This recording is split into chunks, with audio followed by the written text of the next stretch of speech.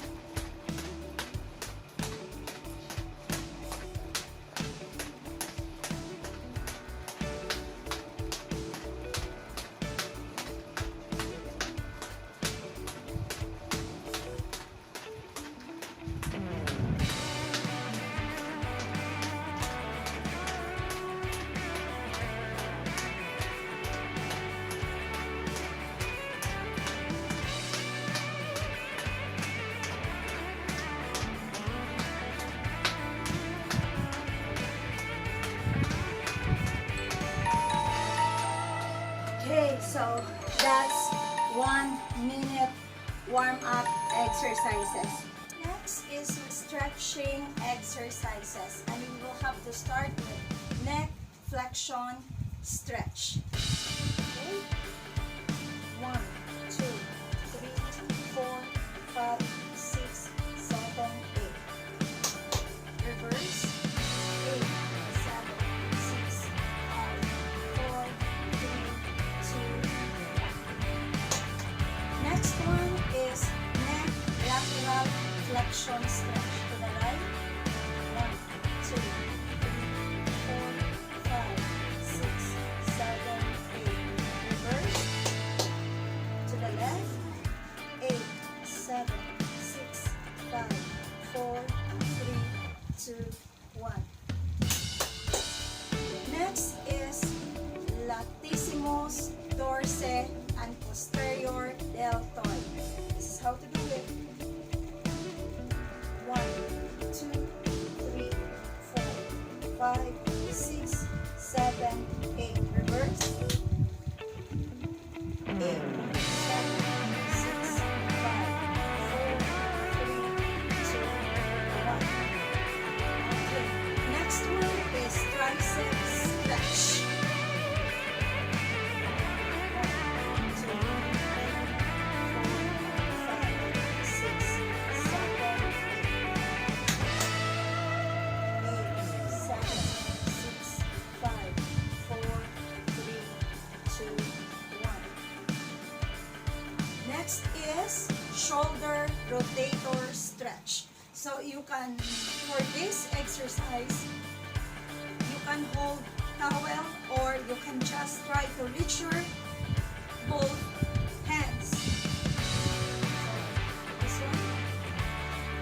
1, 2, 3, 4, 5, 6, 7, 8. Reverse. 8, 7, 6, 5, 4, 3, 2, 1. Next we have is bicep stretch. So bicep stretch. 1, 2, 3, 4, 5, 6, 7, 8. 8, 7, 6, 5, 4, 3, 2, 1. Next is supraspinatus stretch. 1, 2, 3, 4, 5, 6, 7, 8.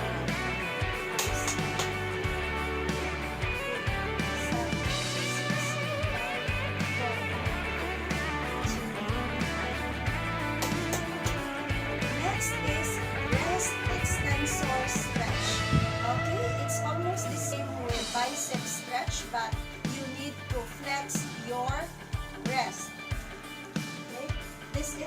stretch of the biceps, but we will have to do the rest extensor stretch. So 1, 2, 3, 4, 5, 6, 7, 8, 8, 7, 6, 5, 4, 2, 1. Next is we have gluteal stretch. Find your balance. 1, 2, 4, 5, 6, 7, 8. 8, 7, 6, 5, 4, 3, 2, 1. Yes, we have quadriceps stretch. So let's do it. 1, 2, 3, 4, 5, 6, 7, 6.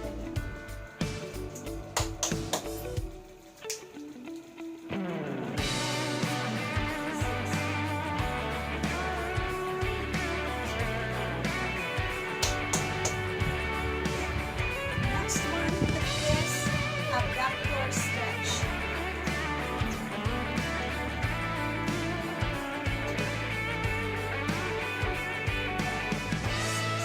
7, 8. Reverse. 8, 7, 6, 5, 4, 3, 2, 1. Next is flexor stretch. Hip flexor stretch. Let's do it. 1, 2, 3, 4, 5, 6, 7, 8. Reverse. If you can see, you need to try to bend your knees and you have to go down a little bit. That is 8, 7, 6, 5, 4, 3, 2, 1. Next one, we have soleus stretch. So soleus stretch is likely the same with hip extensor, but at this time you try to straighten your legs. Okay? So let's do it. 1, 2, 3, 4, 5, 6, 7, 8. 8,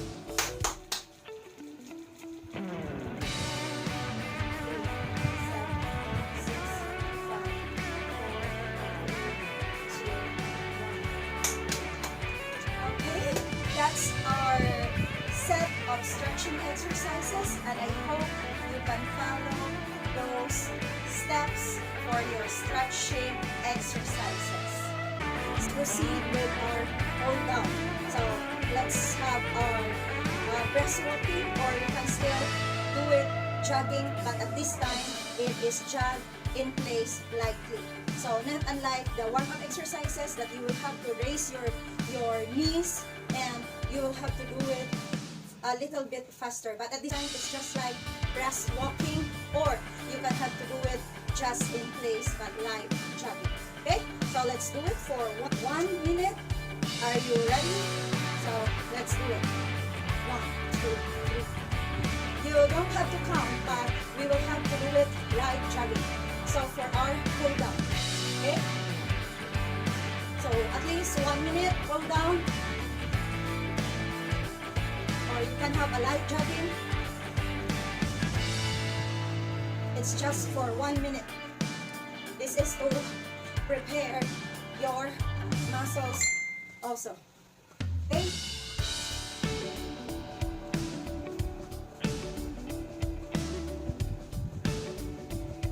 Light jogging or just a breast walking.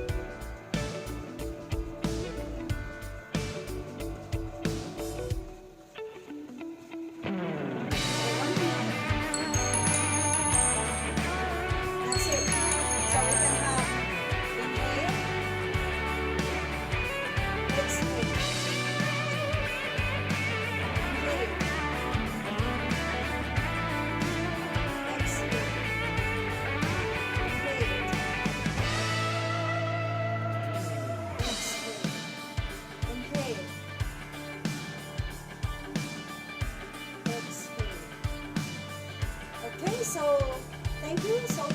our cool down, and now let's try to get our resting heart rate. Okay, so the same, you will have to locate your pulse rate in your radial pulse. So this is radial pulse location, or you can have it here, your carotid pulse. But I will use here the radial pulse. So because it's easy for me, I can feel my pulse here. Okay, I will do that 30 seconds.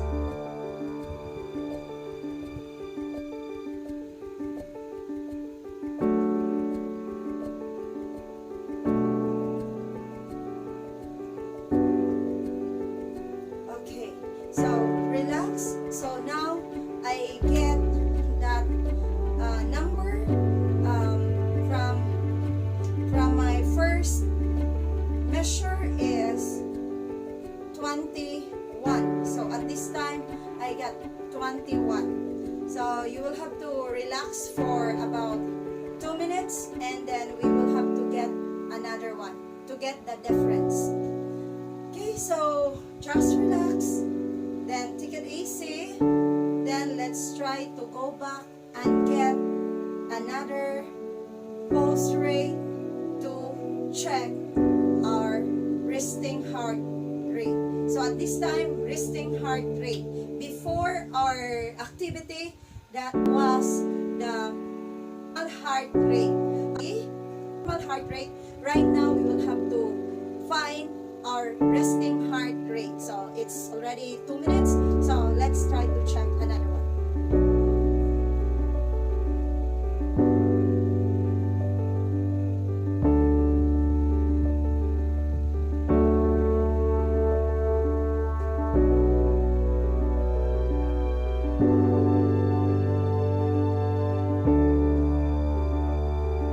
Okay, so right now it's 20. So 20 times 2, that is 40. Then my first test is 21. That is 21 times 2, you will have 42. So there's difference between 2.